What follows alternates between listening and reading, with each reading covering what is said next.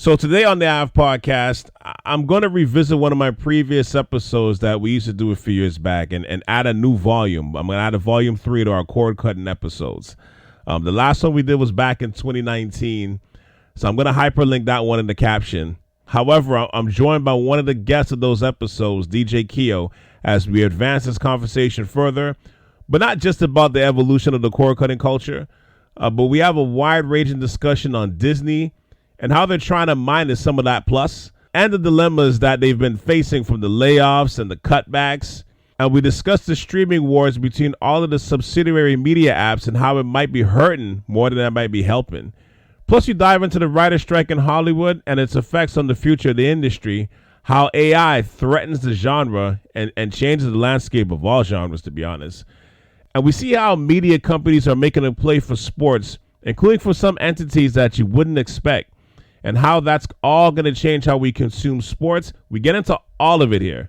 All right. South Sharav is available wherever you listen to podcasts.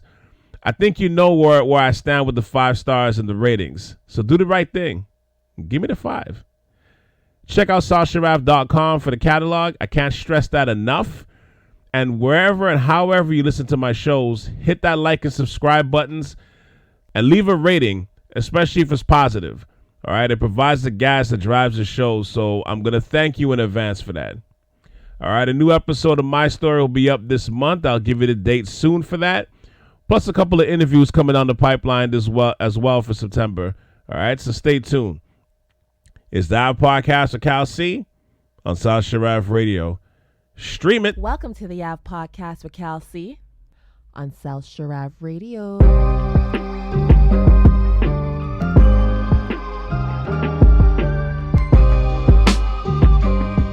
Welcome to the Ave Podcast. Brother Keo, man, like the streaming stuff is at its weird apex, I would like to call it right now. It's an interesting time that we're at right now, because I think the last time we did one of these cord cutting episodes, it was before COVID, so it was about 4 years ago. And we were talking about Disney and it's going south. Right. It finally happened. Right, and it's funny because the last time we did it, and it was like, I think Disney Plus had just landed. It undercut Netflix, and I think it was costing like $7.99 to like when they just started. They racked up millions of subscribers. They had just bought out Fox.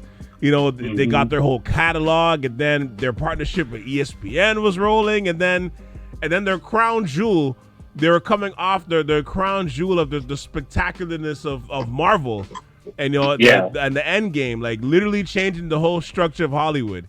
They looked undefeatable at that point. Oh my God! They took over the world. They literally were hands on hips with the cape blowing in the wind, like.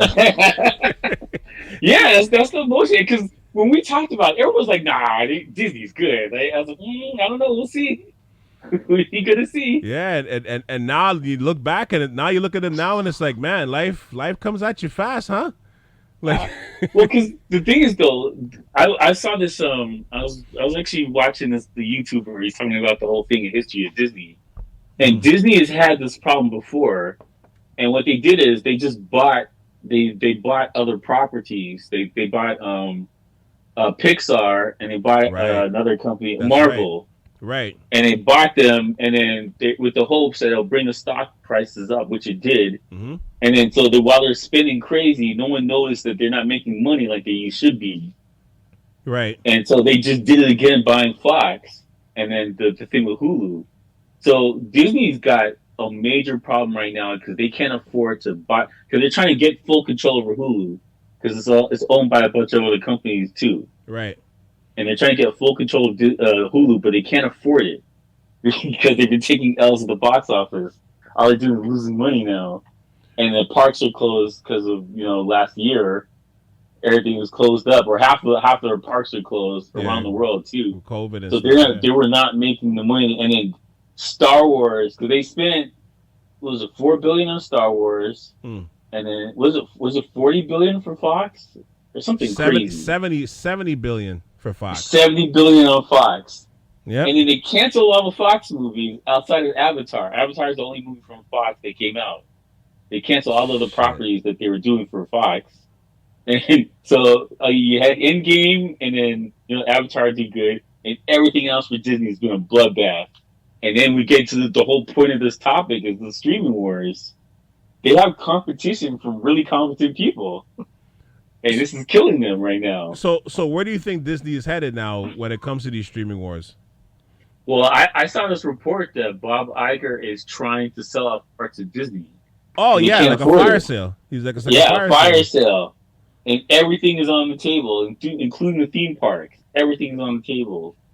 Wow. So yeah, Disney's in a bad place because so with the streaming thing, they pushed all these movies onto streaming, but they're not retaining customers. Like, how did you get order at Disney? How long did you have it for? I actually still have it. It because my kids now, like, as I was about to cut it, the kids actually now, like, they now watch it. But we'll keep going. Sorry, I'll touch on those. I'll touch on those little guys in a minute. Yeah, but a lot of people got it initially because they're like, "Oh, this is gonna be great. They're gonna have all these future shows and the cartoons and the catalog and stuff." Yeah, because the woke stuff they've been doing, people are like, "I don't like that." And then all these future properties for TV shows like Star Wars or whatever, they've been crappy. The Marvel stuff's been crappy. Yeah. So a lot of people are like, "Well, I've already seen Beauty and the Beast 30 times. I need to keep this thing." Look, basically what it is that if there's a major movie or show, people order up Disney Plus for the month and then cancel it right after. Right. And so they've been trying to figure out a way to stop that, and they can't because the quality of product isn't good.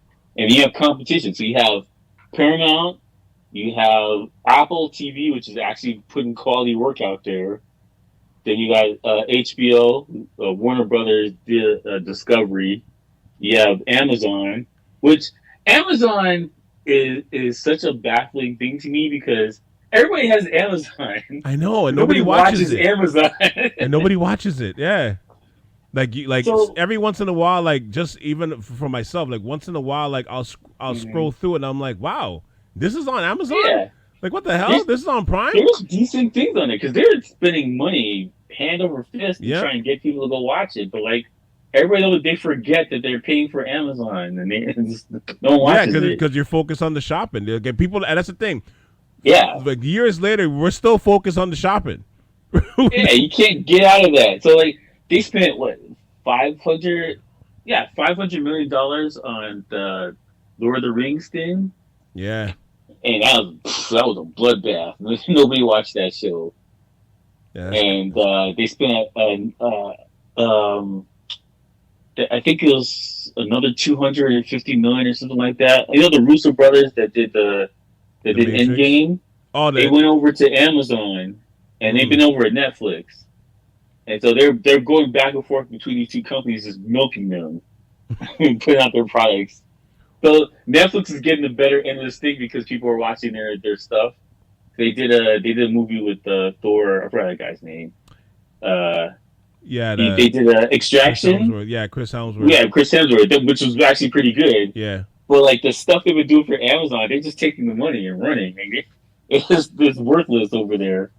Basically, the competition for Disney is brutal because there's good stuff on all of these channels. And then now you're paying cable prices, so like stuff's got to go.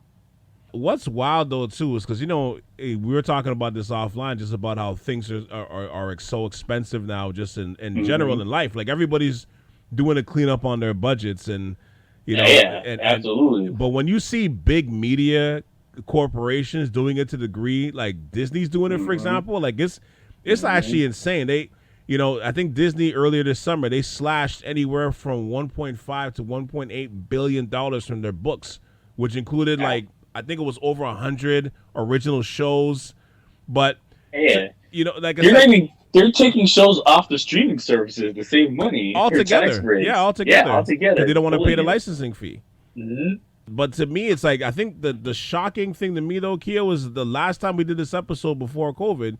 We knew that streaming and IPTV, like internet cable and YouTube was coming for these big cable conglomerates, but I didn't think the trickle down was going to be this severe. Like when Yeah, sorry, go I ahead. didn't think it was going to happen this fast either. No, I I thought this really was going to go for didn't. like 5-6 years. This is going to happen, but like they're everybody's tightening their belts right now. And Yeah, I know HBO has or HBO W Warner Brothers. They've been cutting movies and TV shows and just taking them off the service. look at for example, Batgirl. Like That's a good example of that movie's it's just finished. It's yanking. not like that movie was in production. That movie's done. Yeah, it's done. That And they movie's figured finished. it's Like, cheaper to just write it off. isn't That's that crazy?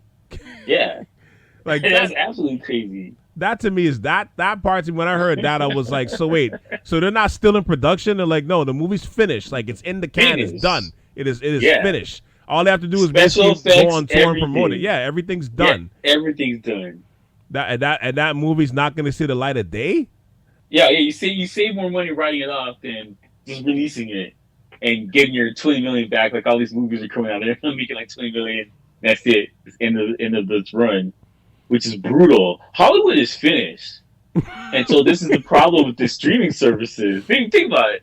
How like Barbie? That's a cultural phenomenon. That's like Right now, I yeah. equate that to like Black Panther or something like that. Like, this is or like in musical terms, like a Taylor Swift or Beyonce concert or something. yeah, exactly. It's a cultural touchstone moment that everybody was talking about, and it blew up. But that's not the norm. Mm-hmm. The last couple months, I've been watching the box office. Like Fast and Furious didn't even do well. Yeah, That was printing money for for decades. decades. It didn't even do well. And like you can't rely on anything, so that's the problem. And like a movie like Oppenheimer is making like I think it's close to $800 million now. Yeah, but Like, those are almost the one-offs, though. yeah, those are the thing. Like this one-offs where Hollywood can guarantee that everybody's gonna watch this remake or this superhero show or whatever. They need to guarantee that like clockwork. But now that's not available to them anymore. Nobody wants to watch these woke shows, and no one wants to watch superhero stuff anymore. Yeah. So like this was their bread and butter for a decade. I remember a couple of years ago, Steven Spielberg was complaining about how studios are relying too heavily on these action movies, Mm-hmm. and now cause he was crying because he put up the West Side Story. Nobody wanted to watch that. He's crying about Marvel movies, which is laughable because he was doing that Of course, he made billions of dollars off that. He made billions of dollars with action movies. He invented the blockbuster summer. He invented this thing, and now he's crying about it. It's bad for the companies. But anyways, so he's saying that there was a bubble and was about to break, and I think that COVID hurt badly, Yeah. and then you have all these insane woke people making movies for a niche set of group people that don't watch movies in the first place. Yeah. Because you got the whole thing about representation. I saw this thing. I know we're jumping around, but we'll get back to the streaming thing. I saw this lady. She was a VP at Disney and head of diversity, and so she was bragging about how if Disney makes a movie or TV show, it has to have one gay person, and they have to have a speaking role, and a partner. So they can't be just by themselves. I think I Hey, I'm remember that. gay. Yeah. Yeah, they have to have a partner on TV with them or in a movie with them. They have to have a black person, or a black female, and they have to have some indigenous person or some other ethnic person. And these people have to have speaking roles, and they have to be in your movie, or you're not eligible for an Oscar. This is the rules now.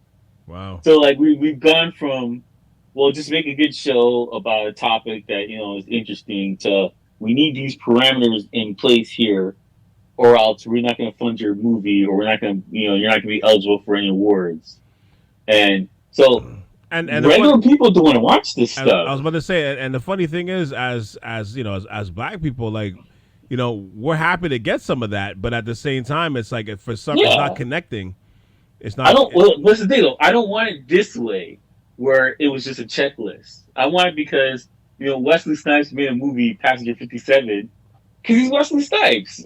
Right. It just happened to be in the movie. Like it wasn't made for none of these movies were made for him in particular. Just made for an action person, Or and he's like, "Yeah, I'll take it." or even like a Hitch. Like Hitch wasn't Yeah, like exactly. Will Hitch Smith wasn't for Will supposed to be. Smith. Yeah, that wasn't supposed to be for He Will just Smith. took it. Right. Yeah, he just took it. Like I appreciate, because when we're talking about equality, I appreciate that a movie that was made for Tom Cruise and then give it to Denzel. That's equality to me. Yeah. Because it wasn't typecasted of Denzel's going to a barbecue and you know what I'm saying, like that kind of stuff, like the soul plane kind of movies. Right. That was the point of that. It was just a movie, but like this is what the streaming services are flooded with: diversity stuff to get a quota, and people don't like it, so they're canceling this stuff. They don't want to pay for this, especially when you add up all of these streaming services. It's the same as cable. It is. Plus, you're paying for cable. Plus, you're paying for cable. Yeah, and So, yeah, like what do you need this? And two, I think also with the way people are consuming content, at least in the movie theaters, as far as movies and TV shows are concerned.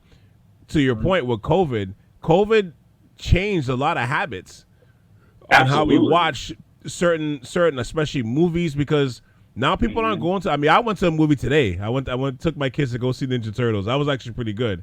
But okay, yeah, it was actually pretty good. It was actually pretty, and especially if you love like your '90s hip hop and stuff, you'll get a kick out of that movie. But but like most people aren't going to the theaters the same way they used to before.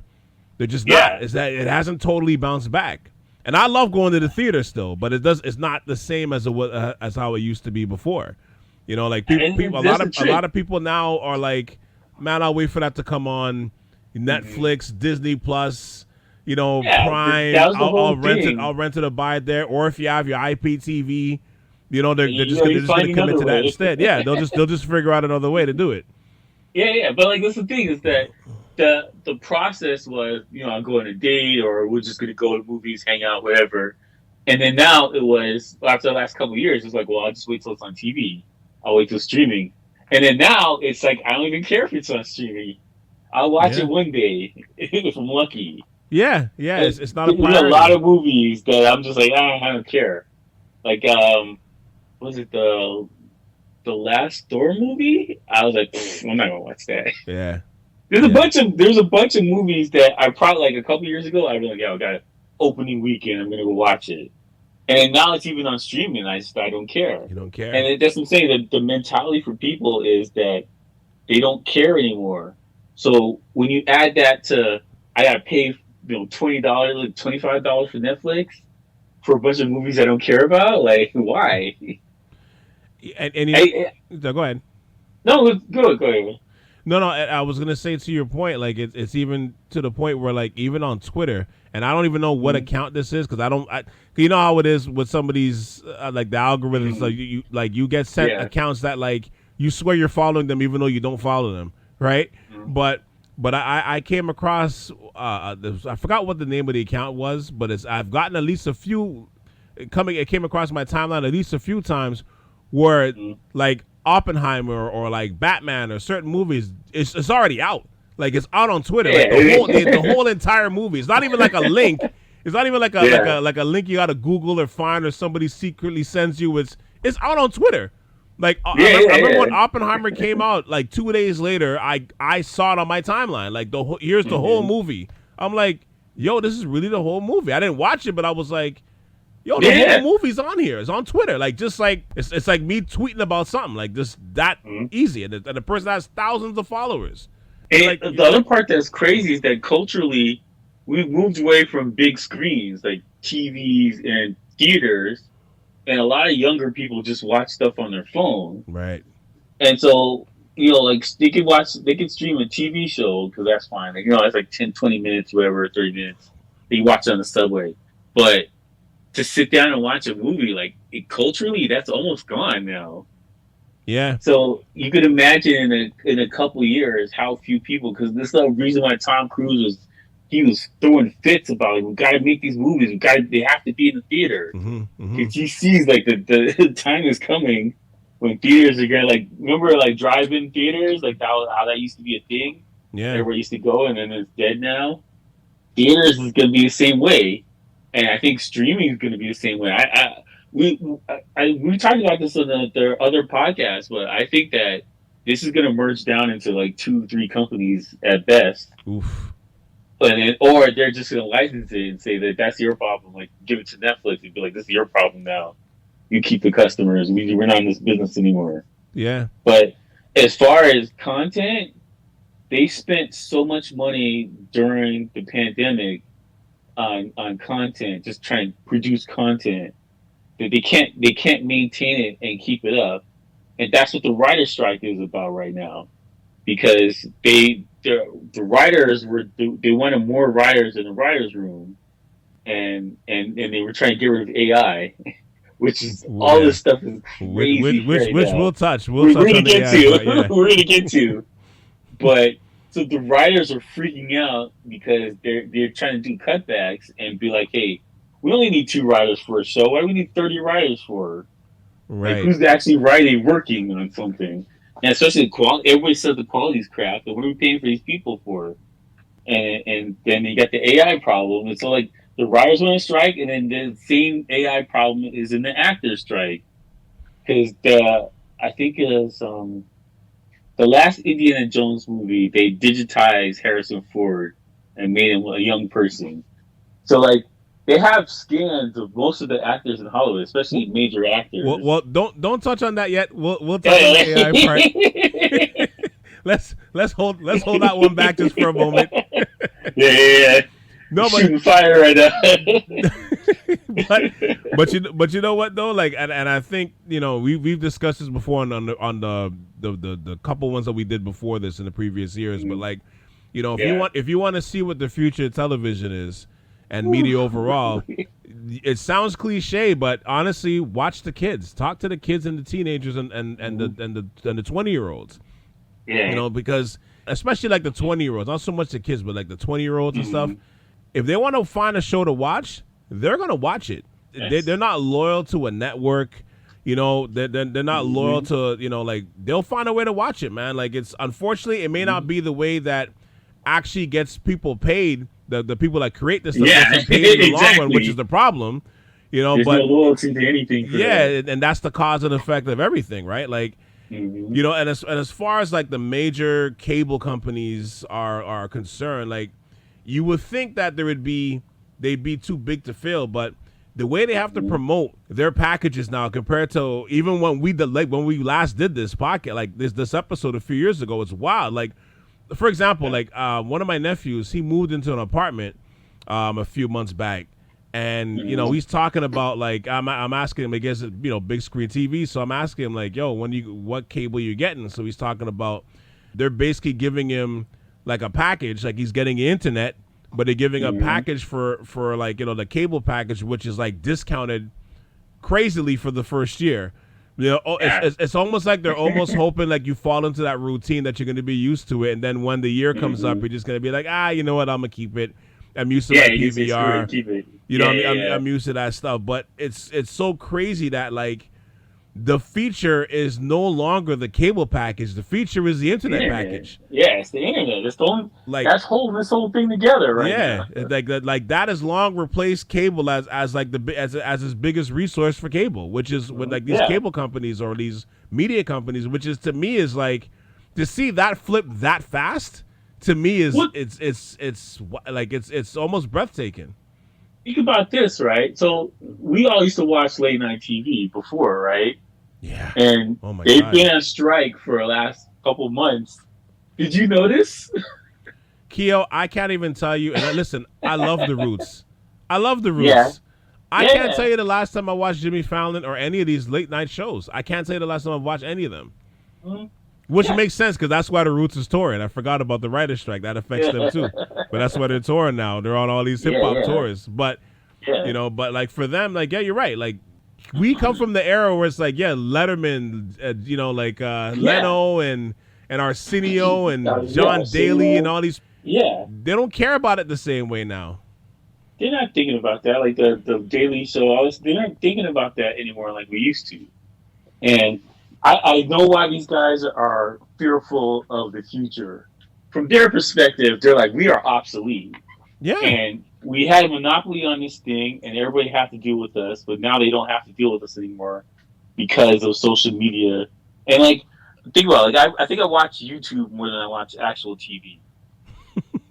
Like realistically, I think I watch podcasts and stuff like that. I think I watch that way more than regular TV. Yeah. And that's the norm for me for the last couple of years. Either And watching or listening. I'm not going back. Yeah, either exactly. watching or listening. Yeah. And I'm not going back. I don't respect these shows. There's very few shows that I find on TV that's even worth watching. There's very few. Yeah. And they disrespect their people watching the shows. Like, no, thank you. I don't need that. And you know what? And I want to circle back to Disney for a second though too, because like to me, one of the biggest selling points with Disney Plus, you know, we've always discussed this, was to touch on the point you made earlier, was like the original programming that like Marvel was going to bring to the game. You know what I mean? And you're seeing it's not pulling the same weight. Like since Endgame, since the Avengers Endgame, with the exception of a couple of shows like Falcon and the Winter, what's it? The Falcon and the Winter Soldier. Like it definitely isn't hitting the same way since Endgame, like at all. Like even Black Panther 2 wasn't the same. And I mean, mind you, it's hard to top because you know Chadwick isn't here, and you know what I mean. Like, so you know that was gonna take a hit. They just removed all. They got rid of Chadwick. When Chadwick went away, they got rid of all the guys. They're like, no more, man. We don't need you anymore. That movie was weird watching it. And I know women that was telling me that. Yeah. Like, why would you take that stance? Like, you didn't have to do that. And the worst part about that movie to me, I know we're off topic, but like, Winston Duke was there this entire time, stealing every scene. Make him Black Panther and call it a day. That's all they had to do. They refused to do that. But they had to do was make him Black Panther. But didn't it follow didn't at some point, at least in the comic books, that Shuri was going to take over the role of Black Panther? Like, didn't that? Yeah, but she's Black Panther for a weekend, and then it's right back to. Is that how it worked in the comics? Okay, I wasn't. Yeah, sure. she's not permanently Black Panther. It always goes back to T'Challa. Always. Okay. But like, I mean, that's the thing. Like I think that was the biggest excitement for Disney Plus. Like, I think a lot of people thought, and I know myself too. Like, I thought, like, okay, with Disney Plus, like gonna start throwing some heat out there. Yeah, we're gonna see some stuff, and you know they're spending money. Like the quality, the budget, like they feel. You know, there's money spent, but it's just not. It's just not landing. They can't afford to do this. Yeah, it's just not. More than anything else, that's the problem. They cannot afford to maintain having high quality shows. So, like, if you notice, right, a lot of Disney Plus shows are like 8 episodes, 6 episodes. Yeah, 6 if that. Yeah, you're right. Yeah, that's the norm now. Like Loki, I think it was like 8 episodes, something like that. And next season, which they filmed already, but they're just not releasing. Wow, is going to be like 6, I think. Right. Yeah, you're right. Because even the Secret Invasion, that's 6 episodes. Yeah, 6 episodes. Yeah.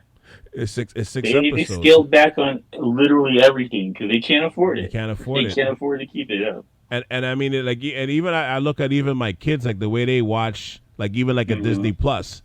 None of the stuff they're watching is original programming or new programming. They're watching Blackish, which is a show that I mean was on for a good while, but I mean now it's off the air. And they watch like Bluey and shows like that are like, or Big City Greens. That's like, I think Big City Greens might be the only one that might still be on the air. But other than that, like none of the stuff they watch on there, none of the stuff they watch on Disney Plus is original. It's all like basically like old shows. It's so you can see just from the habits of that. It's like like you see these new shows coming up on the headlines, and you're just like I'm not interested in clicking on it. I'll watch The Simpsons. You know what I mean? Like that watch is reruns. Fascinating that they have all these new shows because they have tons of new shows. Yeah, but nobody's really watching these shows. They're watching reruns of Friends. They're watching Seinfeld. They're watching all this other stuff, except the stuff that these guys have spent millions, hundreds of millions of dollars producing for you to watch for the streaming service. No one's watching that. And people are upset that Friends got taken off Netflix. Like, actually livid. Pissed. And pissed. They're going to cancel the service. That's going to make people cancel the service. Not the crappy stuff they're on there. A, Just a, like Friends is gone. a show that ended almost 20 years ago Yeah, that you can't that watch it is now. wild. But I think that goes to show you like how bad the content is. Realistically, there's very few shows that people actually love. Most of the stuff is just it's something to do. I mean, outside of I think Game of Thrones is a big hit. That was last year. Yeah. I think it was last year. That was a huge hit for Warner Brothers. But like, how many shows do you really see people talking about in general that's from the streaming services? I mean, they have like Wednesday, but that's more of a meme than I would say that it was a hit show. Like they're remixing this dance and the song they were playing during it, but like Right. that's more of a meme than people really love the show and they're talking about you got to watch this Wednesday show. But like that's the thing, they're for every Wednesday. There's hundreds of shows on these streaming services that nobody's watching. Yeah. The numbers are brutal. It's so bad now that they're hiding the numbers. They didn't even want to say how good they're doing.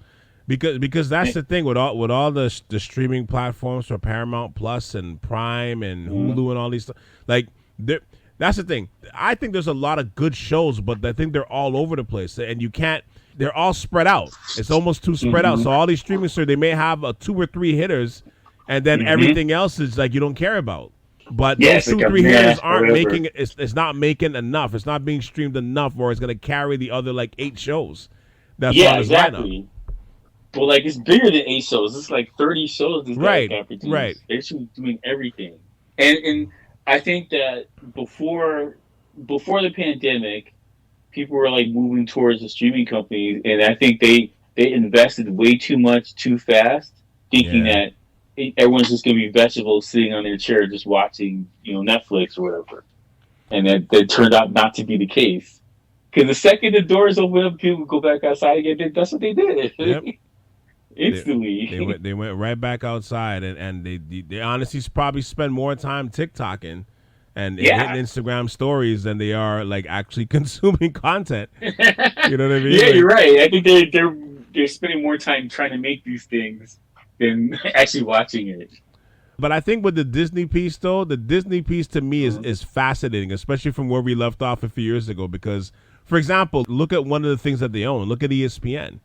Like those 4 letters has always been the biggest thing in sports, and to see them slash media figures, and the way they slash program Keo, like the way they've done that in the last, forget the last 4 years, the last 6 months, the last 6 to 12 months shows you how much the game has changed. Like there was a time that Disney bought Fox for its content, you know what I mean, because they wanted to add to everything else that they're doing, and they had ESPN Plus. And all of this stuff that's going along with it. Now Fox Sports is actually watched in more homes than ESPN. It took over. How's that possible? They're just patient. How is Cowherd more important than anybody else on this channel? I don't understand that. That guy's wrong all the time. But like, they were just patient. They're like, we're just gonna put out good content, and we're gonna try not to get as woke as possible, and we're focused just on the show and the politics. And they took over. ESPN is ridiculous. The stuff they focus on, like the topics. It's the worst topics ever that don't matter. It has nothing to do with sports. Like I can't. Like why am I going to pay for this? Like say there was a time where I want ESPN Plus or whatever because Peyton has a show on there. Yeah. I was like, this is worth it. But like now, I can't do it. It's an extra expense for no reason, and everybody's tightening their belt. Just across the board. and outside of like the 30 for 30s, which I think are still great, but the 30 for 30s, unless you're living in the States, is not really accessible. Like the new ones and stuff at this point. Yeah, they're not accessible. They're hard to watch. It's hard to find to be able to watch. It's hard to get them. So there was no real benefit to it. And like CNN Plus is the same thing. They're on their own CNN that's supposed to be online. Yep. They pulled big anchors. They did all this stuff. Because when we think about streaming, we're just focusing on Netflix and YouTube and that kind of stuff. But like the streaming thing is a failure across the board for everybody. Yeah. Everybody is a failure, and I think they underestimated where the culture was going. Because I think the culture is moving away from from screens, just in general. Yeah. And I don't know if it's the content or if it's just culturally people are tired of just sitting in front of something, but there's a major shift, and these companies are not prepared for it, because this writer strike is eye opening, especially their demands that they're asking for is eye opening. They are panicked. They don't know what to do. This is the worst time to go on a strike, because you have to promote all these movies and TV shows, and you can't do that. Well, thank God for Billions. Thank God Billions is out right now. Like, when the writer's strike happened, that was my only fear. Like, yo, so like, Billions is still coming out, right? Like, we're still getting that this summer, right? Like, did that make it? Did that make it under the threshold? So it's like, once I saw that, I'm like, yeah, I don't care, I'm fine. Yeah, there's a lot of shows that I'm like, it's not coming out right now. Like, I think Dune is a movie that got pushed back. Yeah. They're supposed to come out like in November or something like that, and now it's going to be coming out in March or May next year. Wow. Yeah. And it started to affect the big blockbuster movies too. So like the TV shows are all screwed. There's no new TV shows coming out after, I think, September, October. Yeah. Yeah, that's it. Whatever they have, that's it. That's all that's coming out. And then movies wise, they're going to push everything back. Well, they did that already during the pandemic. They pushed everything back. Yeah. Once. I mean, and they had to, because obviously, due to quote unquote health reasons, they couldn't work under certain conditions in some of these places, right? But now it's a whole different reason. Well, because Top Gun was finished and it was supposed to come out in 2020. Yeah. And Tom Cruise was like, oh hell no. I think it was part of a bomb. Oh hell no, you're not doing that to my movie. Mm-hmm. He pushed it back, and it worked out for him. Yeah. Yeah, but like there's very few people that have this kind of push in Hollywood and people actually listen to them like that. Yeah. But I give it up to Tom Cruise of all people, because he's at least trying to please fans and make stuff interesting. There's very few people, because it's either rehash, superhero movie, sequels, or reinventing something like Snow White. Like, I don't want to see that. Modern Snow White. I don't want to see that. Like, this is you guys taking all the fun out of these movies. They're just remaking crap for the sake of remaking it. Like, this all Disney's entire motto for the last 3-4 years has just been a live remake of whatever hit movie they had. That's all they've been banking on, and superhero movies. Yeah, because I don't know what the numbers were for the Little Mermaid, but like I know that's like the big thing that's gonna come and hit like Disney Plus in September. I believe it's supposed to come out like this in I think few weeks. I think it did like 500 or 600 million worldwide. Oh, that's still pretty good. It's decent. I think it like just broke even, like just barely.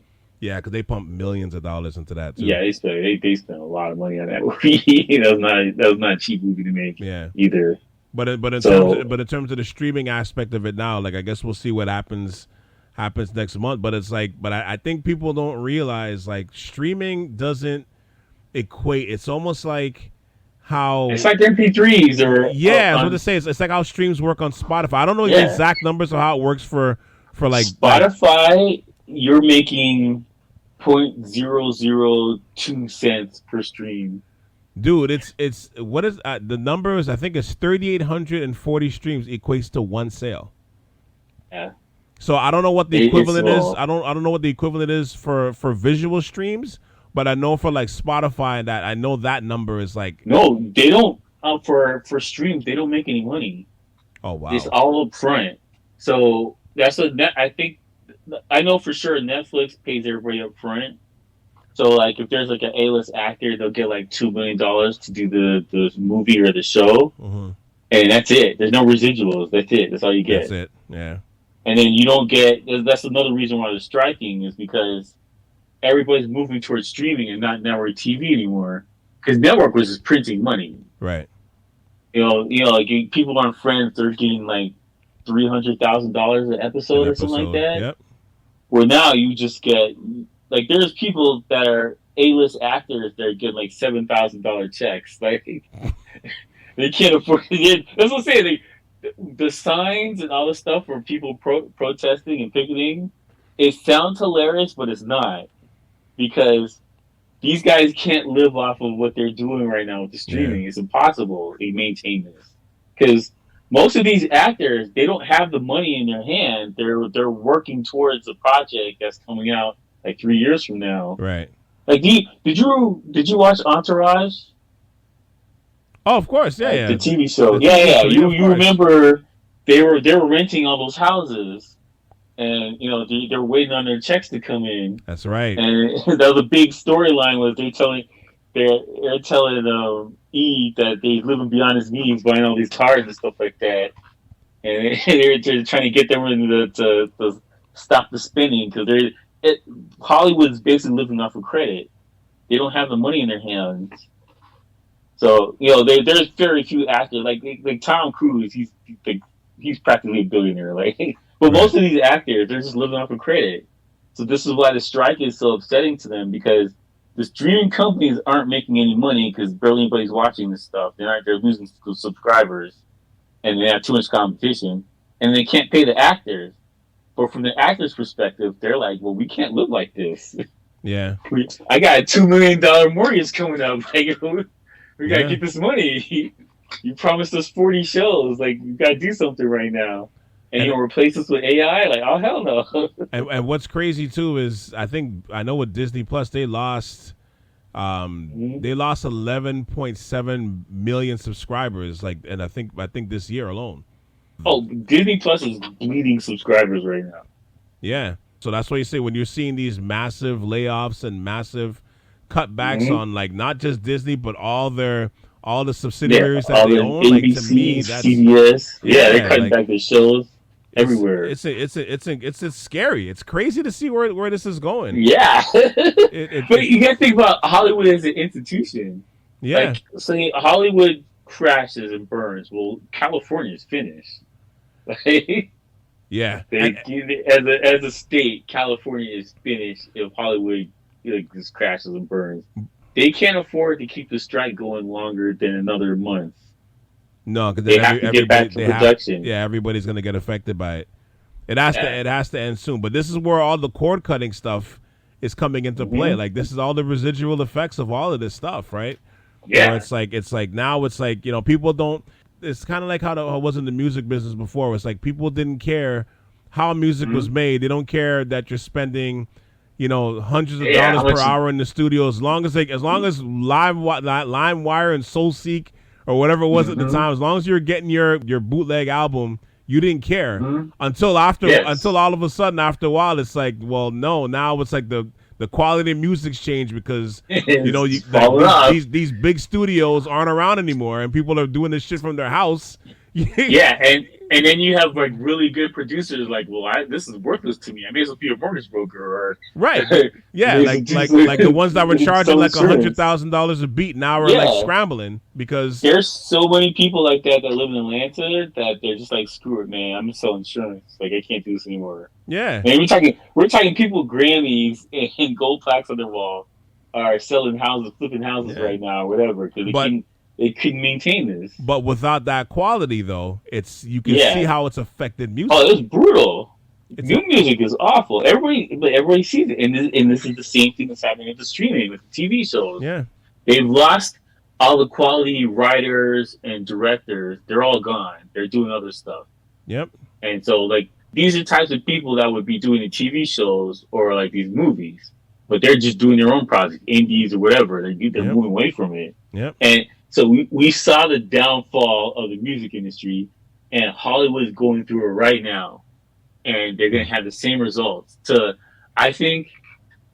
Honestly, I think the AI is just going to be the writers, and they're going to pay some guy to clean it up and make it make sense, and that's what it's going to be in the future. Everyone's going to lose from this. And I'm not versed in the whole AI part of it because I'm still looking at it with astonishment as to where this is. Dude, where this is so good now. It is scary how good it is. I mean, and there's journalists that use AI to write their articles. Pretend like it's regular. And don't get it twisted. I think AI. We might have to come and do its own episode on AI. We probably will have to because it is scary how good it is. It's frightening. And I know with the Chat GPT, like I had a friend of mine in one of my chat groups. So shout out to Luigi, but he was like, remember this is like probably earlier in the year, and I remember he almost gave us a tutorial on how much it's on like basically on what this AI stuff is, what Chat GPT is. He broke everything down for us, and it was wild to see that basically maybe like it wasn't like, okay, this is happening like next year, like in 2024. This is what it's going to look like. It happened like literally maybe like weeks later. It felt like weeks later, all of a sudden, you just kept hearing AI, Chat GPT. You're like, yo, what the hell is happening? But you're seeing how it's affecting, everything. But especially like content creating, like in terms of like what we're doing, content creating and stuff, you can see the benefits in it, especially in terms of like editing and those different things. Like huge things. That part is amazing. But at the same time, I think everybody should be nervous in terms of where this is going to go, like just in general, because if you work in an office, you should be shitting your bricks right now. Yeah, 1,000%. Absolutely. These companies have no reason to keep these people around.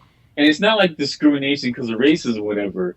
This can be like, well, we got to cut 40% of our office staff because the AI can do it faster and cheaper. Because it's basically free at this point with AI. So once you know what you're doing and you set this up, because when the strike started, Netflix put out a bunch of ads for AI engineers to write scripts. And so like everyone's losing their. That's what the actors like. And the actors joined the strike after that. Right. Yeah, it's starting to get really real now. So all of the companies did it too. Disney put out AI engineers for script writing. I know Warner Brothers did, or they're using it right now. Warner Brothers for the last, I think, 3 years has been using AI to pick which movies to put out. Yeah, to put out, right. Yeah, and I'm saying like we're past the idea of like this is the thing that could be happening in the future. Like it's here. Yeah, and they're panicking, but all industries are going to be affected. But like this is the first domino. Like the first domino is we're dealing with stuff that's not needed. It's more of an indulgence. That's what we're dealing with first, right? And then we're gonna start dealing with things that we do need. And then hey, who knows what happens after that? Well, I think that's the part where people got to be fearful. But to your point, like speak on the part a little bit in terms of like the writer strike, just in terms of where it is with the AI and the body cloning and stuff, and like the name, image, or like the image and likeness of how that's working in Hollywood, because I don't think people understand what's really happening with that aspect of it. Well, a bunch of movies, not even just Indiana Jones, a bunch of movies have been using AI to de-age people. And special effects and stuff like that to de-age people, like an actor that's like old, like Harrison Ford, or whatever. Or like the Irishman that came out. Yeah, the Irishman's another example of that, where they're using this technology to make people look younger. And initially, most of it was the special effects people, but it's gotten to the point now you can put like an app on your Instagram and then make you look younger on Instagram. Like it's how good the stuff is now. Yeah. So basically, most actors have gotten a full body scan to do special effects for a movie. If it's like you're jumping through an airplane, where the actor's not jumping through the airplane, they got a scan of you, and they just they make the animation of you jumping on the airplane. Right. So many actors have had their full body scan already, and the way the Hollywood did the contracts is that they own the rights to the scan, and so. They own the rights to scan, and they can take your voice from the movies, which is another thing. The voice, the AI for the voice, the copying people's voices, is damn near perfect now. I know. It's scary. It was scary. You remember the Drake song that came out during the summer? The album, right? Yes, I do remember that. Yeah, somebody they're like, make a Drake song on ChatGPT, and it sounds exactly like Drake. And it sounded good. Everything. It sounded actually pretty good. Yeah. And so that stuff with the vocals is perfected. And it's only been a couple of months. So now they have the actor's face and they have the actor's voice. They can make them do whatever they want. They don't really need the actors anymore. That's where we are. Yeah. And so these guys are freaking out. So let's just say, like, as far as the strike goes, like, I get why they're striking, but like, this is an uphill battle. I don't think they're going to win because the studios don't really need them. And think about this, right? You have all these aging actors that are demanding $2 million for just to be on set or whatever. And there's all these people that want to be actors right now that will walk over the lines, be a scab, and walk over the picket lines in a heartbeat. So there's no loyalty to anything. These guys are screwed. Everybody's screwed. Let's put it like that. There's no aspect of somebody's not screwed at this point. And it's funny because you still have people out here that are okay with this. Like they talk about, like you see like people like, reading blogs or you're seeing different like pods and stuff that people talking about like this is the next evolution and this is where it's going to go. But they're not realizing this is not evolution. This is creative cost cutting. Yeah. Like I think it's de-evolution, to be honest, because that's creative you're cost moving cutting. Human element. Yeah, like if you can use a body scan of Denzel and not have to pay Denzel $20 million, like they're gonna do that. Yes, of course they will. They're gonna do that, especially if they can own it. They're gonna do that instead of paying him the $20 million. Instead of paying the real thing, they'll pay the AI version that could do it just like him, say it just like how we can say it. And they're still going to put out the production, even if it's on streaming. They rather do it that way, and that's scary. Do you remember the Gemini Man movie that Will Smith made? Yeah, right. He had a body scan of himself, a younger version of him, and it looked pretty good. And that was a few years ago. It was a couple of years ago.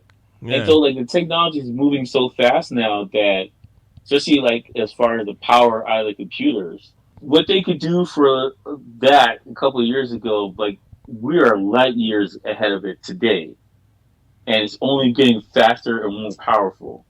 So let's just say, like as far as in the Avatar is another example of this. Yeah. Where did you watch the second Avatar? I didn't get a chance to watch the second one yet, but to your point, like they don't even need you don't even need actors. Seamless. Yeah. The second Avatar is so seamless with the humans and the avatars. It's insane how, because they didn't film outside. Everything was inside a building. But like the leaves and the trees are moving, the animals are moving. You can see there's breathing. You can see the skin moving. Like it's insane. And the same thing with the avatars. Like you can see veins on them. Like you can see like the actual motion of skin and hair follicles. Right. That's how good the technology is now. And that was filmed 2 years ago. So imagine what they're doing today. Because they're doing another Avatar, I think, in a few years, too. Like the next couple of years. Yeah, there's another one coming out. Yeah. But so specifically, James Cameron was like, I know we're jumping all over the place, but like James Cameron was like, well, the technology's not there yet, so I'm going to wait. That's why he waited 10 years to do the next one.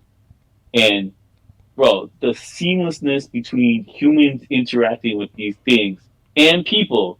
There's people that are scanned in there, they're not real. And you can't comprehend how clear it was. And it was in 3D on top of that. The technology is crazy right now with what they're capable of. And, right now they're working together where they can go rogue and be like, we don't need actors anymore. We'll just pay these homeless guys to come in and set. Give them a shave and a bath and just get out there. That's what they're at. So, like, this is a lose-lose for actors and Hollywood. And I think it's a lose for consumers, too, because, the level quality and the human element is going to be gone. And I think it's gone now from all these movies and shows. You don't feel compassion when you're watching shows. You don't feel empathy or, like, emotions when you're watching shows. It's just a show. It's rare. Yeah, it's rare. It's rare to see. It's super rare. It's rare to see, but like even to your point where you're talking about before about like all these media conglomerates with their streaming networks and the streaming apps and stuff and not being able to sustain all these shows, because I'm thinking like even like a show like a Bel Air. Like Bel Air is probably one of the few shows that I watched that that I still enjoyed, but I mean that's on Peacock unless you're in the States. You're getting Peacock. It's hard to get. You can't get it. You know what I mean? It's hard to get. Yeah. So yeah, it's hard to get, right? Like, and if you have Canadian cable, for example, like you're waiting like sometimes like weeks for them to come out with, like you're behind. You know what I mean? Like you're behind. Like, and you gotta wait for the season to be over before you can watch it. But the thing that's what is crazy though is like, and that's where the trouble comes in because of social media.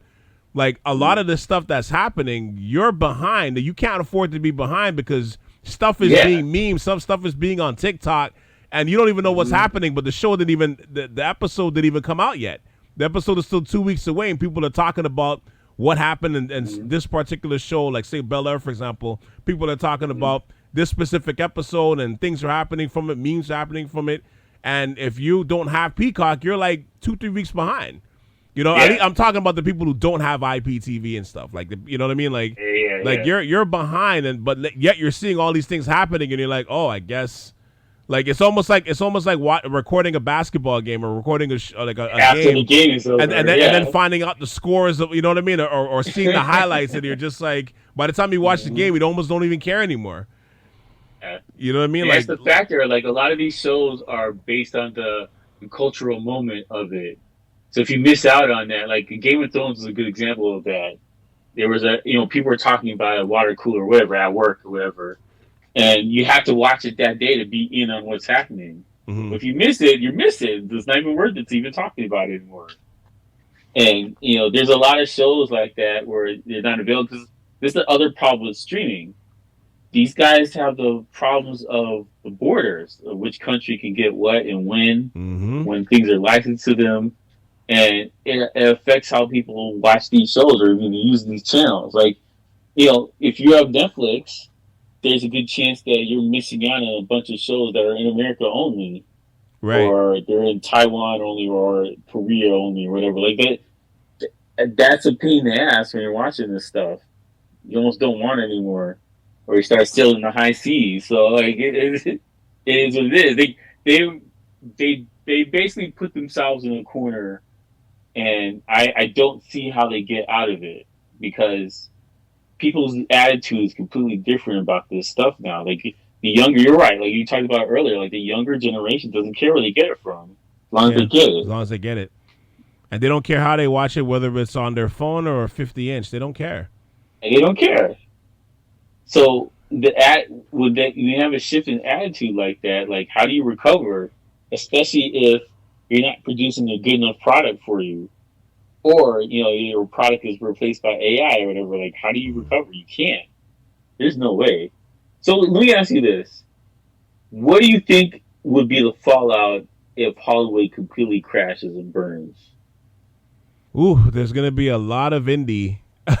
there's gonna be a focus on a lot of indie projects. I would say, if Hollywood starts to crash, you may want to buy. You might want to buy stocks in YouTube because the content creation on YouTube is gonna go through the roof because you're gonna have real professionals on that now trying to create content for people to follow.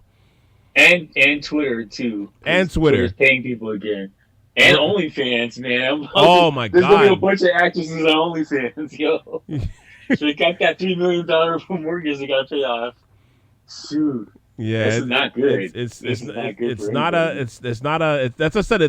It's an interesting time that we're in right now. It's a weird time. We're in a media flux, and I don't think people are really catching on to like the stuff that's kind of happening here because it's like it's gonna all this like from the AI to where like social media is. All this stuff is kicking into media now. It's a big it's a pepper pot of clusterfuck. That's where we are now. Yeah,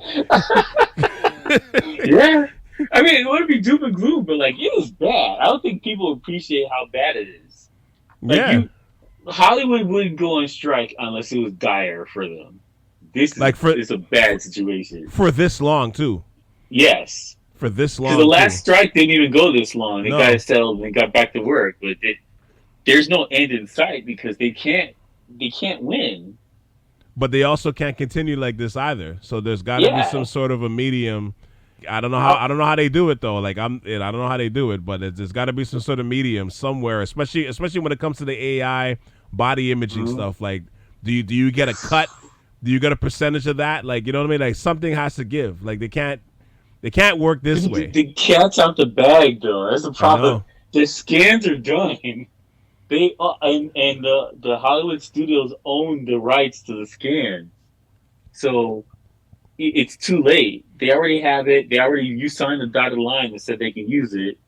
But you were thinking it's just for action movie, but they have everything for you.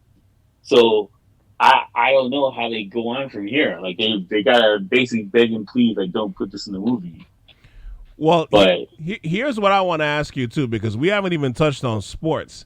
Like, what do you think the next like media superpower that's coming for sports? If I had to ask you, like, who do you think, or what do you think the next moves or the next superpower is coming for sports? Like, what do you think that's going to be?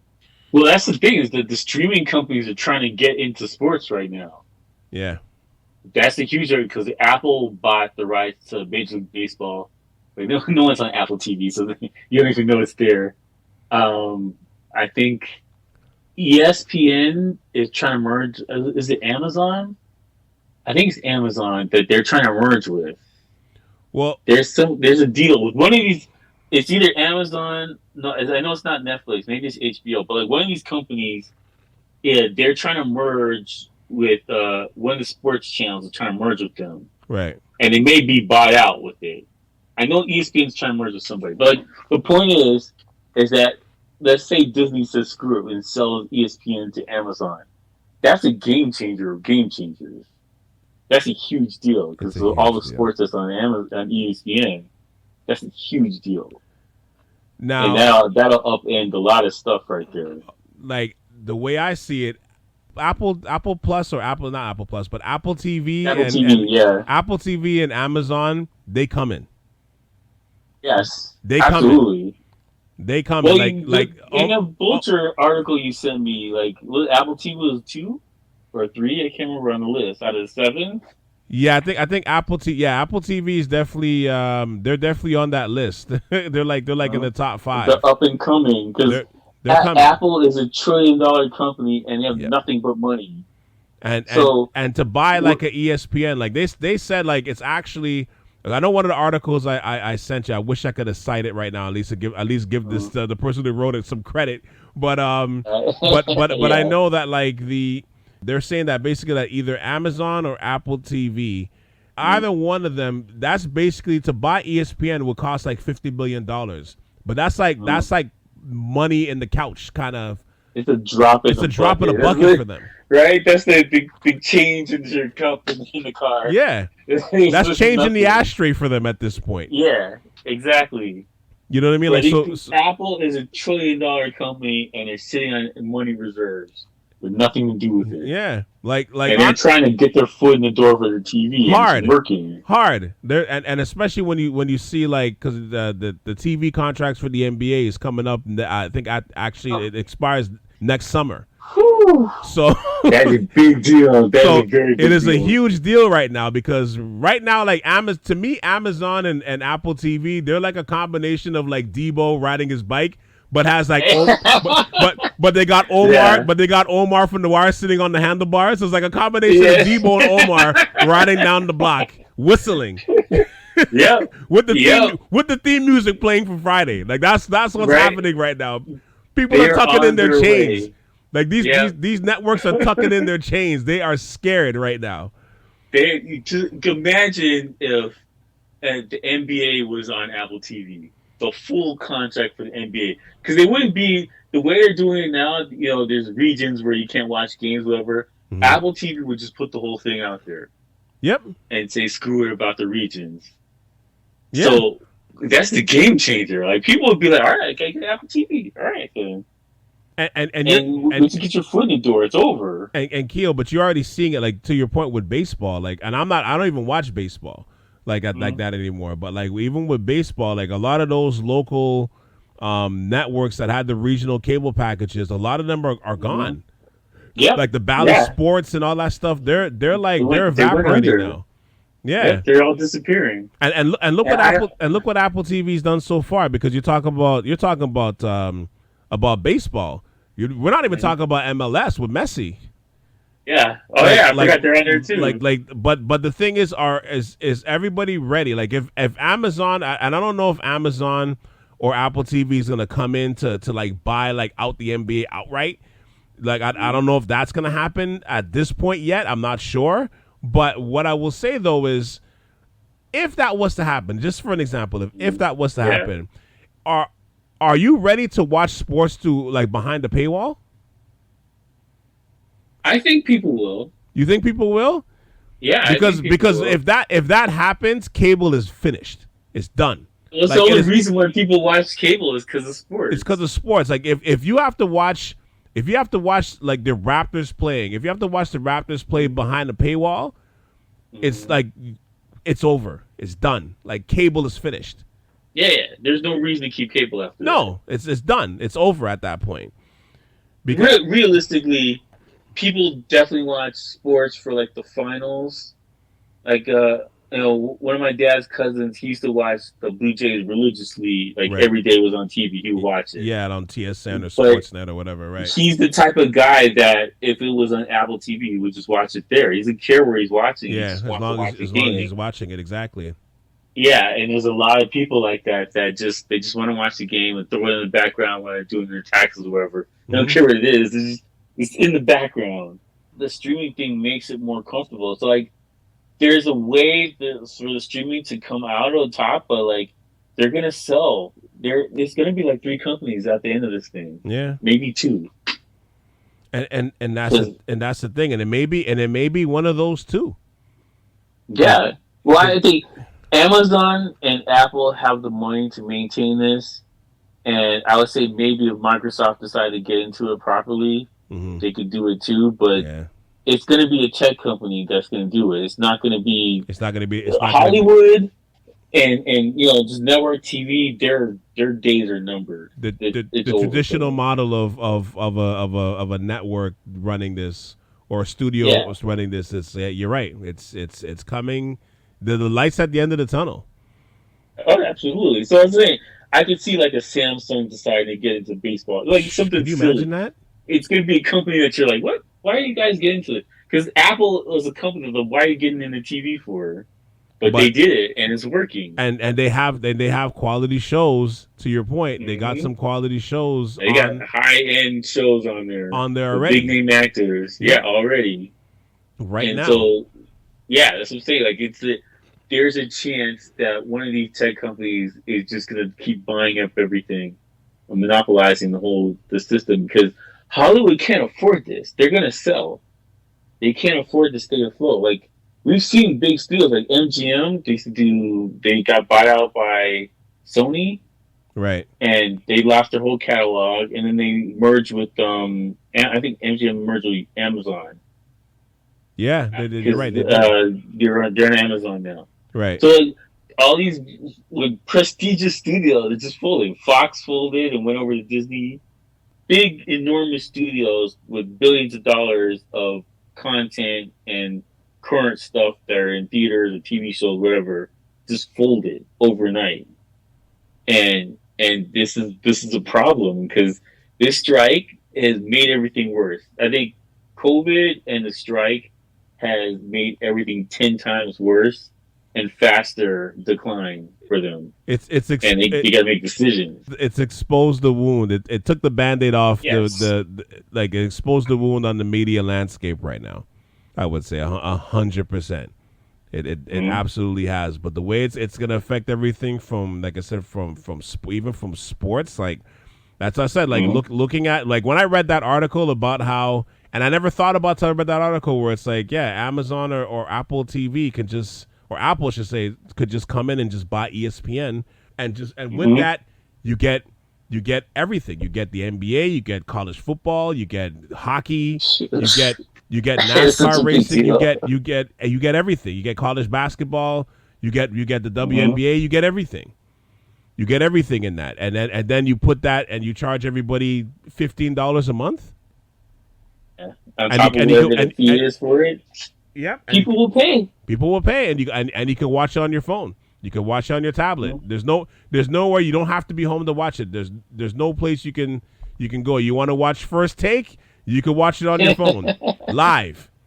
Yeah. and not on an illegal stream or not on YouTube or you know what I mean. Like you can just you don't even need to watch it on ESPN's YouTube platform after like 5. You can watch the whole show on your literally on your ESPN app. You know what I mean? Or sorry, or the Amazon app. Like if they combine the Amazon whatever the app is, because everybody already has the stuff installed on their phones and their tablets or whatever, or their laptops. So it's a short jump from that into just taking completely over. But like the thing about it is that these studios have to evolve, and they're evolving too slowly, and so they're going to fail faster and have to sell. And this the entire market is going to change.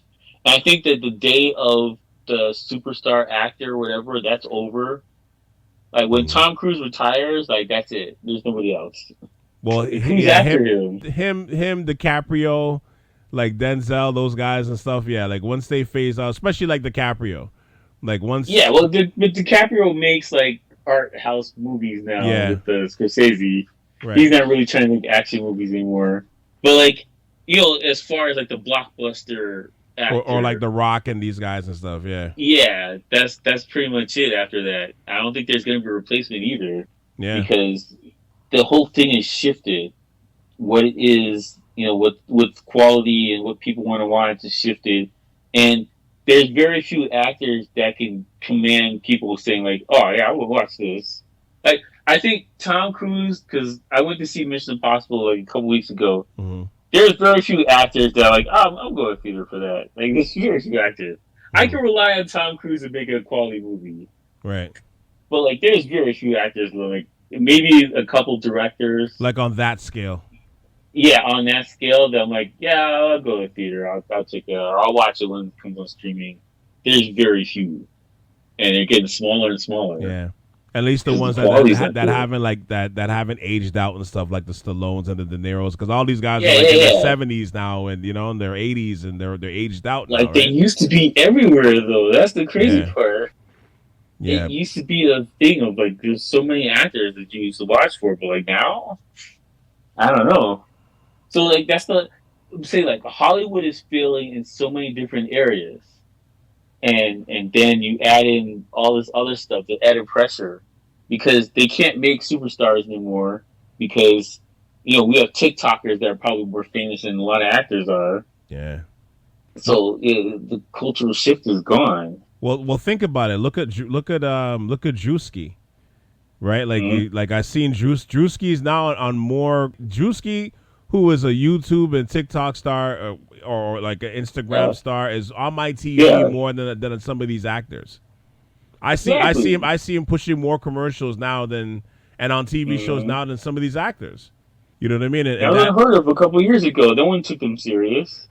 And that's the thing too. Like there's so many ways to consume media that it's actually in a lot of ways it's like for us it's great, but in the grand scheme of things, it's actually hurting the game. Like if you're a conglomerate, like for us, it's a peak era, you know. But we don't make big studio shows, you know what I mean? Like media and streaming platforms, they're moving like. And if you're actually taking a insight into this, they're moving like record labels now.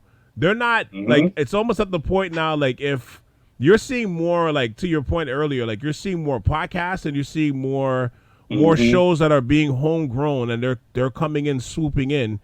So it's almost like you're not paying for the development of a show and making building a studio to house this show and have all these different locations that you got to do it at. Like to spend money on development is not their main concern.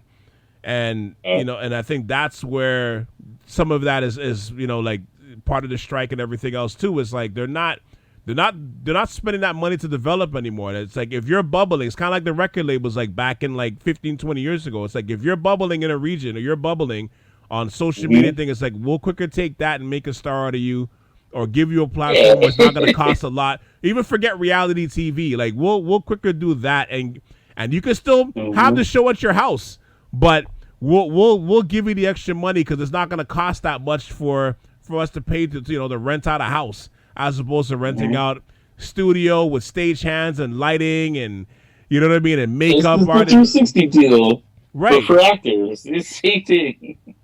It's literally the same thing. Yeah, it's like I said, the new media landscape, Keo, is crazy right now. Like like this is the cord cutting / like media lands. Like honestly, like where this is at right now, like it's crazy, man. Like when you really sit back and look at it, you're like, the game is about to change in ways that like we were not. I don't think the average person is prepared for this. And I don't think anybody's prepared, especially Hollywood. They weren't ready for the change that was coming. yeah, And the thing about it is, we've gone through this change already with some music, yeah. with MP3s. We've gone through this change already. So it's familiar. This is familiar. Yeah, we're familiar with it. And, there was growing pains for a little bit, and everybody settled in the Spotify. And we're like, okay, this is the thing now. And everyone bought subscriptions and just using Spotify. You got rid of piracy, and everything's good for them now. Yep. Well, everything's good for the companies now. Artists are not making no money from Spotify. Yeah, but the artists artists are scrambling. songs. That's the thing. The artists are scrambling because the streams aren't, unless you're selling like 1 billion streams, like you're not making that money back. You're not making any money. And then Spotify's a Ponzi scheme too, because they're only paying the top artists. Right. They're not paying on the smaller artists. So they've been getting sued. They got sued for $1 billion and lost the case. Wow. Over not paying the artists. Yeah, it's pretty bad. Like that's why touring is even more important now than it's ever been before. Yep. And that's just on the music side. So like where this is going, I'm like, yeah, like it's get this YouTube is the problem stock. for actors. There is no touring. I guess podcast is the new touring. Yep. There's so many actors that got podcasts now. Right. It's like it's saturated, and YouTube channels. It's saturated with it's actors in there. Yeah. It's insane how many actors are on YouTube and doing podcasts. It's literally insane. So the problem is that they can't reach the audience like they used to.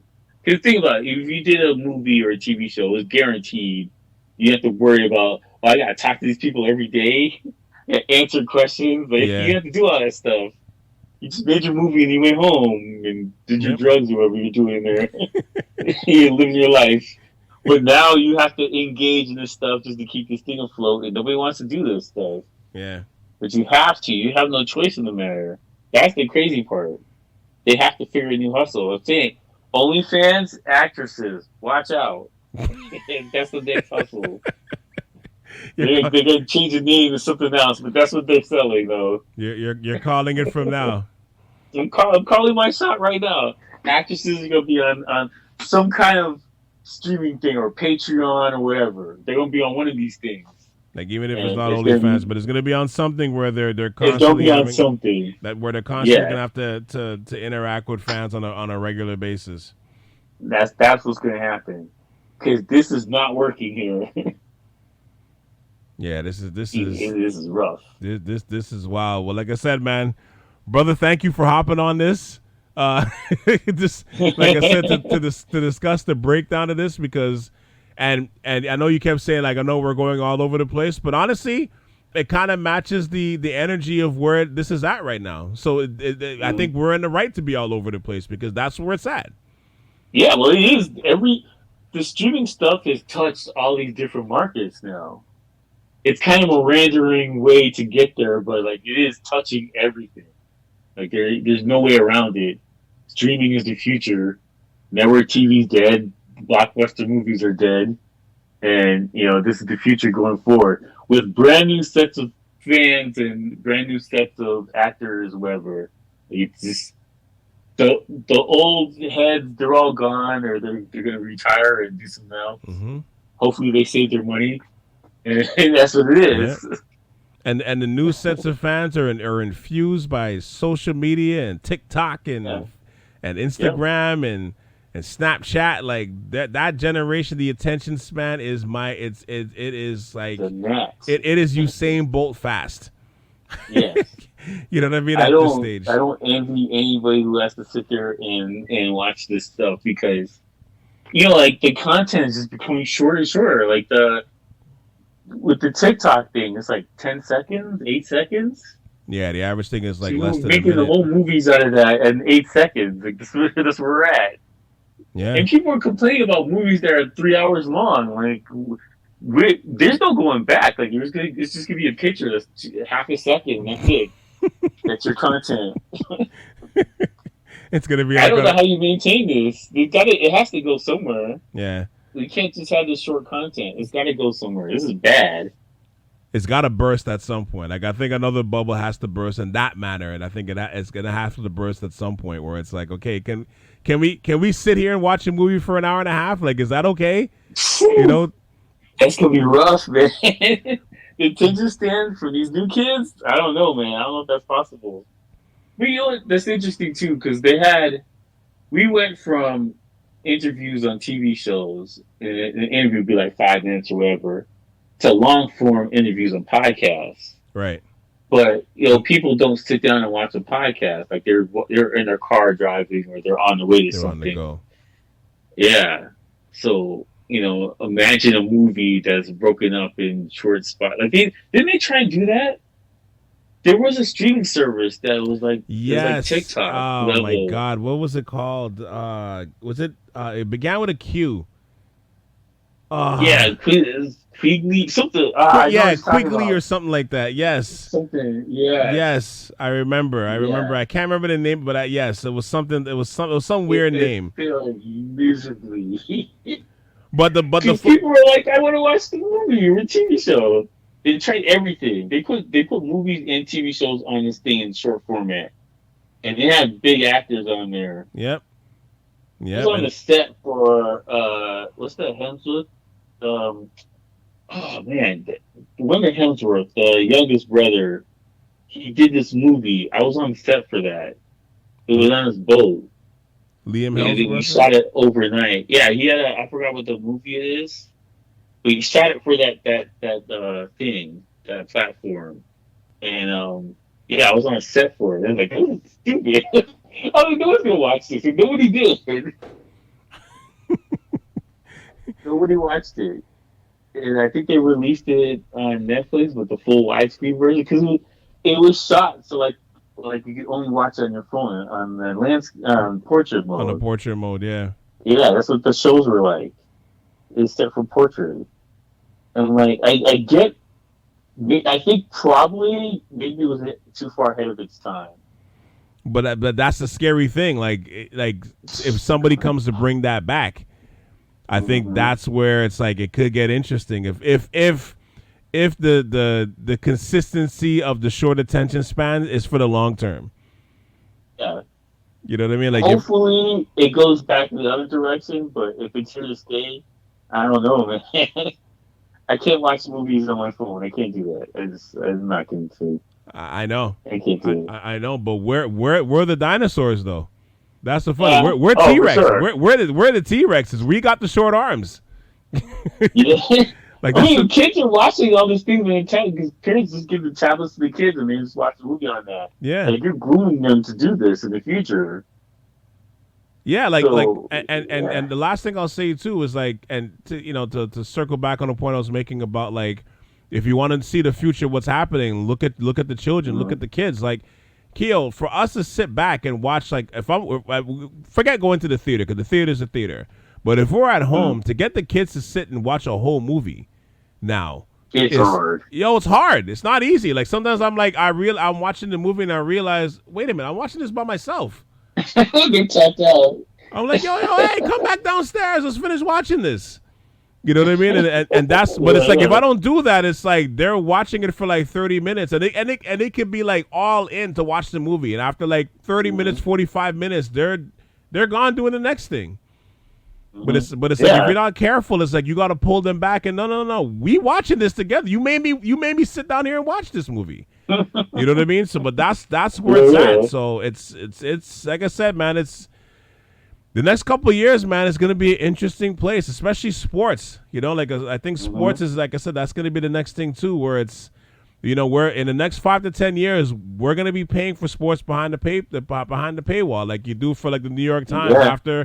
After 3 viewings on the New York Times, you got to start paying for it. The 3 articles. You scroll down too far, you got to start paying. You'll get a teaser for a couple of Raptor games, and then after that, it's like no, you got to pay this $8.95 a month. think you're going to get the first quarter for the Raptors game, and after that, you got to pay. What's going to happen. but yes, brother, thank you for hopping on, man. Absolutely, man. Absolutely. Thank you for listening to the latest episode, and special shout out to DJ Keo for having this media landscape conversation. Like I said, I think we're in the eye of an interesting time with media and the cord cutting culture. You know, it definitely bears watching to see where this ends up, but it's going to look much different within the next 2 to 3 years as it does now. So, at least from my vantage point anyway. But also, it's interesting to see the foundations of media continue to change the way that it is, because they really don't have a choice anymore. With that said, I appreciate the support. We'll be back on September 12th with a new episode. There's going to be no new episodes next week at least. So make sure you lock in to my website over at southsharav.com and hit the like and favorite buttons and rate the shows wherever you can rate them. Leave comments, all of it. But once again, new episode will be back on September the 12th. All right. For DJ Keo, this is Cal C. And you just tuned into the latest episode of the Ave Podcast right here on South Sharav Radio. All right, have a great long weekend. Until the 12th. Peace. We out of here. Gone.